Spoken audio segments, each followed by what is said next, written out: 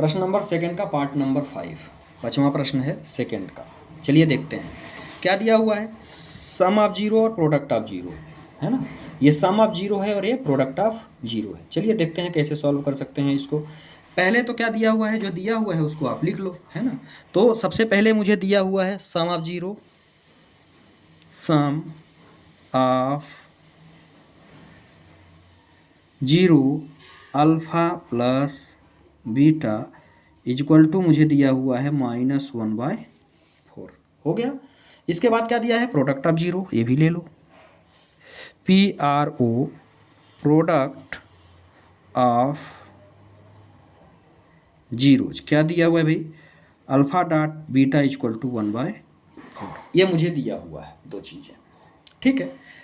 अब यदि मेरे पास सम ऑफ जीरोज और प्रोडक्ट ऑफ जीरोज दिए रहे तो क्वाड्रेटिक इक्वेशंस निकालने का एक स्टैंडर्ड फार्मूला जो होता है वो होता है x² minus alpha plus beta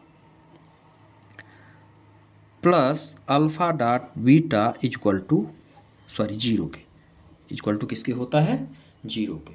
चलिए वैल्यू रखते हैं सभी की। तो ये तो मेरा x² है माइनस अल्फ़ा प्लस बीटा आपने कितना निकाला, -1/4 इंटू किसके है, x के, और प्लस 1/4 इक्वल टू किसके हो जाएगा, जीरो के।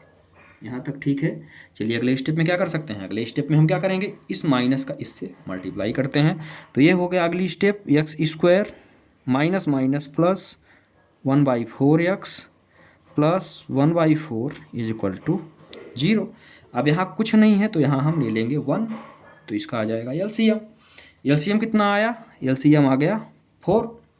एलसीएम 4 आया, 1 4 जा तो ये क्या हो गया 4x² है ना। यहाँ पे क्या आया plus x plus 1 is equal to किसके हो गया, जीरो के।